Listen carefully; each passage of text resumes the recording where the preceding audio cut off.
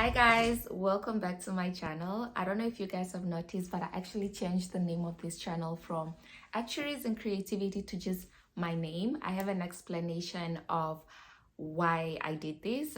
Simply just because I want my I want the name of my channel to be inclusive of everyone. I don't want people to think that all I do on this channel is talk about my actuarial journey. I focus on a lot of other things that are non-actuarial or not actuarial related. So yeah, please feel free to share the message with other people that the channel has changed its name. Anyways, let's dive into what the topic is for today. So I wanted to share my experience with home buying. I'm actually I'm about to go to work. I'm going in the office today, but I had a few minutes before my bus arrived, so I wanted to shoot this video and just kind of like dive into that experience and the journey, focus on the whys, the what, and the hows. So firstly, let's start with the why. So why did I take this big milestone or this big step? Firstly, for me, I think it has always been my dream to own property. And so like even when I was in college, I thought about how much do I need to save every month to make sure that I buy property in my second year or whatever. Because this has been my dream, I started being very committed to this goal when I started working or when I got my first full-time job. And I think what also pushed me to start searching for a home was I was renting in a studio in Center City, which is extremely expensive. The space was okay for me because I was just getting started and I was just getting to know neighborhoods around. And Center City was like the safe space for me to kind of like feel comfortable, right? So my rent was being increased for the next coming year because my 1 year lease was ending. And so it's like, this is like ridiculous because it was around the time like the housing market was just like really crazy. Housing prices were increasing, rent prices were increasing. I was like, yeah, no, my rent is increasing and I don't want to pay this amount of money for a studio. Like I wouldn't mind moving out of my apartment maybe to a full 1 bedroom or 2 bedroom or just a bigger space if I'm paying this price, but for a studio, absolutely not. And so I was even more motivated to look for a home because it's either I looked for another apartment, or I looked for a home.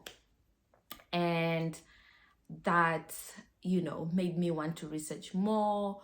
What are the neighborhoods? What am I looking at? What do I really want? So, I believe in the saying that luck is basically just preparation meeting opportunity. And so every time I'm trying to manifest something, I research, I try to prepare myself for what it's about to come. And that's just my way of like manifesting and like asking God to give me some of like my wildest dreams, some of like my biggest prayers, right?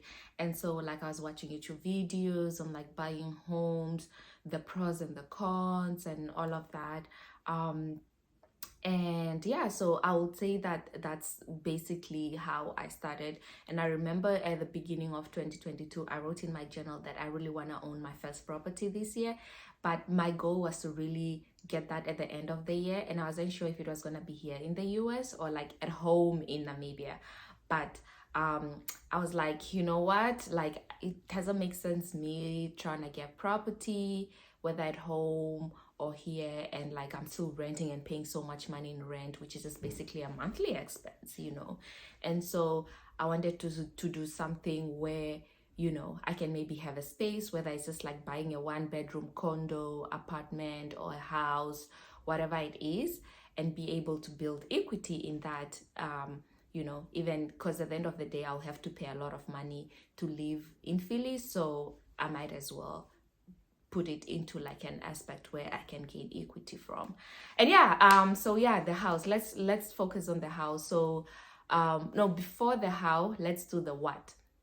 Before I started searching for the house and the lending process and all of that, I had to start searching for what do I want. So I started looking at prices, like how the market looks in areas that I want to buy a house in. And so I figured, okay, with my budget, I think like a 1 to 2 bedroom house would be okay. Maybe 2 bedroom, just to have like an extra room for guests and all of that. And so I that's now when the how comes in. So the first thing I did was I was looking for lenders, and this is the biggest mistake I'll say I've done is I searched for lenders, and when I searched for lenders online, I made a financial commitment to the first lender that pre-qualified me. Don't do that mistake. Shop around for lenders, shop around for realtors, and all of that. I didn't know that. And so the second thing I did was I'm in this group of Philly girls, and I posted that I'm looking for a realtor, and a couple of people were reaching out. And specifically, this realtor had experience with working with non-US citizens or whatever, and she just had like I just felt the vibe and the energy, so I'm like, yeah, I'm gonna go with her. And we talked, and I'm like, yeah, so I got pre-qualified for these, and I locked in a rate, right? I think the interest rate was starting to get high, and I locked in a rate. I believe it was 4 point something, and it was valid for 3 months. But then again, like, apart from interest rate, there are other things that you need to consider so that you can lock yourself to a specific lender. Just because you are locking in an interest rate doesn't mean that they are the right lender, because there are other things like how much cash flow do you have for down payment. Do they support specific programs for maybe first time home buyers and all of that. And this specific lender, I realized that there were other things that I didn't focus on, such as, for example, they were qualifying me for FHA loan, which I think is a government loan or something like that. And most sellers don't like to work with that for some reason. And because of the market, it was a seller's market. I need to make sure that I have a competitive advantage. So I needed like a conventional or a private loan. And he was saying that for the amount that I give down payment and closing costs, I'll need a seller's assist for part of my closing costs, because closing costs can be a big part of how much you are paying upfront when getting a house. So closing costs, depending on the state, depending on the city, I think in Philly it's around 6% of your buying price. So for example, if you are buying a house for $250,000, 6% of that would be around 14,000, 15,000 just for closing costs. And then you have to consider down payment, which a good down payment is considered at 20% of your buying price. But there are also different lenders that can qualify you for as low as like 3%, 4%, 5%, depending on how good your credit is and depending on your income and all of that. And so if you choose to go with a specific lender because of interest rate, you'll be missing out on what the other deal is. So you should consider all of that. So I talked to my realtor. She gave me like a list of other lenders to reach out to that she has worked with in the past. And particularly, I think my limit for me was because I didn't expect my budget to accommodate all of this that early on. I wasn't having enough cash flow for both down payment and like closing costs. And so I needed to consider other stuff like programs, for example. And she said there was a specific lender who worked with like a Pennsylvania programming thing that assists like first time home buyers. And I was like, oh, okay, that's great. And so we looked into that as well. And I looked at this lender, and with my amount of cash flow, they said, yeah, they qualified me first of all for a conventional loan, a percentage of my down payment that's below 20%. And I also qualify for a program assist. Obviously, there are conditions with that, such as if you sell a house, I think if you sell your house within 10 years or something like that, that you need to pay back a specific amount. But for me, I was okay with that because it's basically like getting interest rate free small loan, that I can decide to pay back in the future if I decide to move, which I do plan to. So that was the process. First mistake, don't commit financially or emotionally to any lender. Shop around first and make sure that you're talking to your realtor to give you all your options. And I think that was the biggest thing. But then I was also still having a lot of like challenges, thinking that this is a seller's market. It's also going to be very hard to house search. It's going to be extremely hard to just like, I guess, get an offer accepted in this market. And so I was also ready for that disappointment and the possibility of not getting a house in time. I think that was like 3 months before my lease ends. So I was getting ready for that possibility as well. So I was looking at other options like staying in my apartment for a few more months and paying a higher month-to-month rent until I get a house or another apartment. And it was just like a busy season for me too. Like around that time, I was writing my exam, and I was also going home to Namibia for the first time in a long time. And my birthday is around the time I was writing my exam, and I had planned a birthday trip with my friends. So it was just like a lot going on around that time. But yeah, I will say the biggest challenge was really the house searching process. My realtor, I think we got in contact, and then I think we got in contact on a Friday, and then she was like, yeah, we can start searching already on Sunday. And Sunday we started searching. The first locations we went to, I remember like my partner took me there, and she was like, and he was like, because he has been in Philly for a long time, and so he was like, I think this is not a good neighborhood. At the time, I wasn't really focused on neighborhoods because I didn't know. So then my first house that I saw, because what she would do is send me pictures of the houses, and I was like, oh, this is a cute house, this is a nice house, fully renovated, because that's what I wanted. Apart from the number of bedrooms, what I was really focusing on is newly renovated houses, because I didn't want to do big projects moving in the house. So I wanted a newly renovated and furnished kitchen and bathroom, which most of the houses did on the market. And so I was like, this is a really cute house, so why not? So yeah, we went there, and my partner was like, this location is kind of shady. And we checked out a lot of other houses. At the time I was just like, okay, nice houses, cute houses. And then I think, I had a conversation with him. I'm like, yeah, what do you think? Like, I don't know, like some of the locations, like I don't see myself living here. But also the houses were within my budget, and they looked really nice inside. So he gave me like his opinion. I talked to like my realtor. I'm like, yeah, I don't know if like I want to live in like a specific location. So can we like maybe tone it down to specific locations that I want to look at? And she was like, yeah, sure. So as realtors, they're not allowed to steer. So they're not allowed to tell clients like, oh, this is a bad neighborhood, this is a good neighborhood, because that's called steering. What's a bad neighborhood may not be a bad neighborhood to someone else.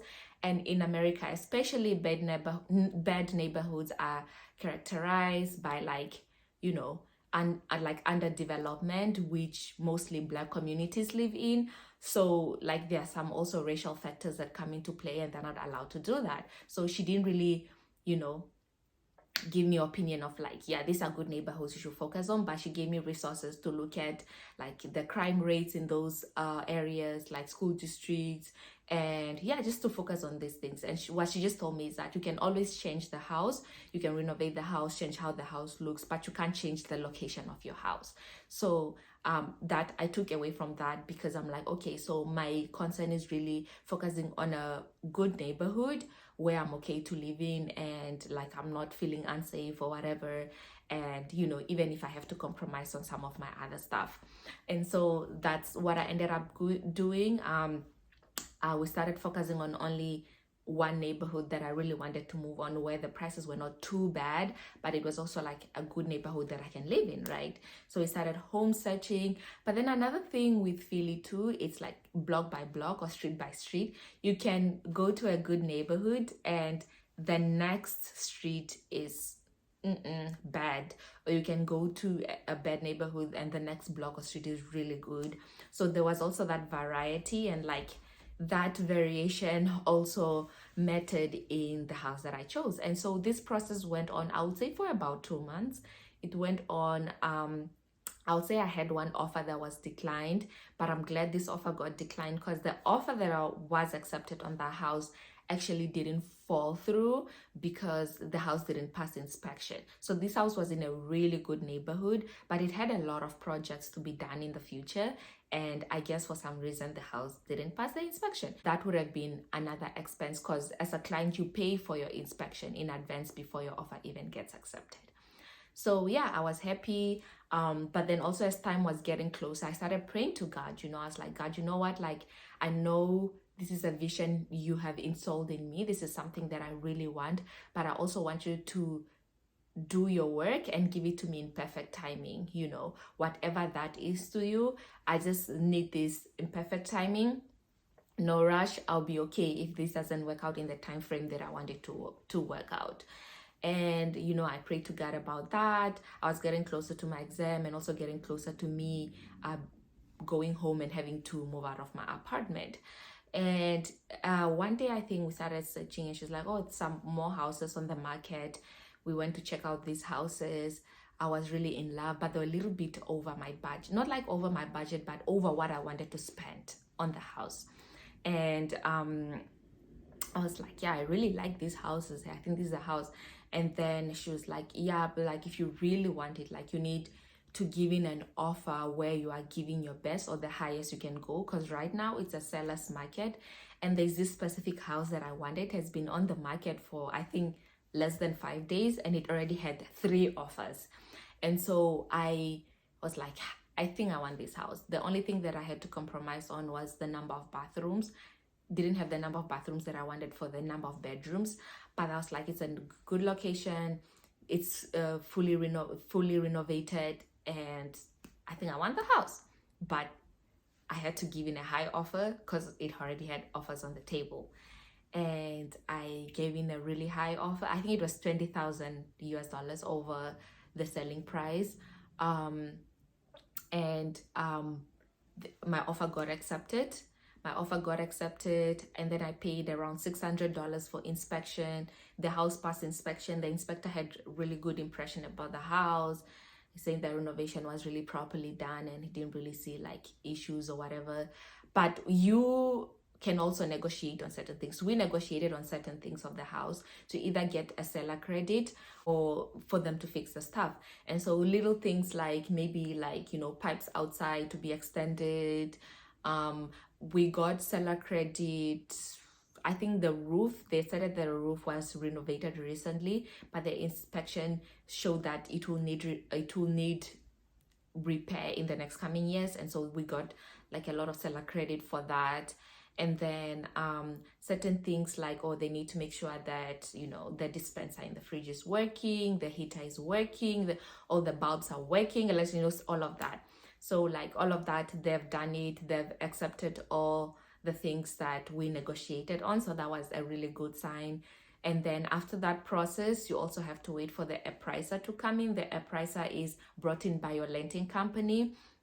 The appraiser came in and the house appraised on the value that I put in. So that was also good. And then I officially applied for the loan, because the first process of getting a lender is pre-qualification, and then once everything is through the appraisal value, the inspection, then you can officially apply for the loan. That was a very, very, very, very smooth process. The mortgage process was very smooth. I had all my documents, my work authorization in the US, my pay stubs. I had all my pay stubs, proof of my assets, of any liabilities or like credit card balances, stuff like that. I had all my documents ready, so that process was very smooth. My mortgage got approved, and then got approved. Now it was about settling. So settling, we have to go, there's a certain law firm that settles the deed, right? And so in that, we set a date, and I guess everything just went very smooth in that short period of time. And I was very shocked. I was like, also like, oh my God, this is happening. This is really happening. Because when I first started, I was like, okay, I'm just checking. But I was like, this is really happening. This is really happening. And I closed, I think 3 days before my birthday and 2 days before I wrote my actuarial exam. And I was very happy. I got the keys to the house and I praised God. And I was just so, so grateful for God doing this for me. And even though I wasn't completely confident about this, like I knew this was a dream for me, and God to just make it happen so fast was like, wow, like, yeah, thank you, God. And I'm really, really grateful for having this home. I know I bought at a time where like interest rates were starting to increase, but the good thing is my plan is to pay extra money on my principal amount every month so I can refinance and like do all of those stuff to just compensate for the time that I bought for the house and the high interest rates. But yeah, I think the process for me was smooth, and the only challenge was, I would say, the current market expectations. But other than that, I'm really happy that I took this milestone. There are obviously like certain challenges of being a homeowner. You gotta be more strict with your budget, and then there are also like other challenges like you have to maintain your house. You have to maintain your house. You can't call maintenance anymore. You know, when you notice something, you kind of have to figure out. You have to shop around for contractors. Don't settle with the first contractor that comes in. Have to shop around for contractors. You have to learn to do stuff by yourself. You have to be confident in just like taking on projects in your home, and also just have a solid emergency fund where you are able to afford some of these big fixes when they come up. Yeah, so thank you guys so much for watching, and I'm looking forward to like going on this journey with you guys and keeping you guys in the loop of some of you know, just my experiences of being a homeowner. And see you next time.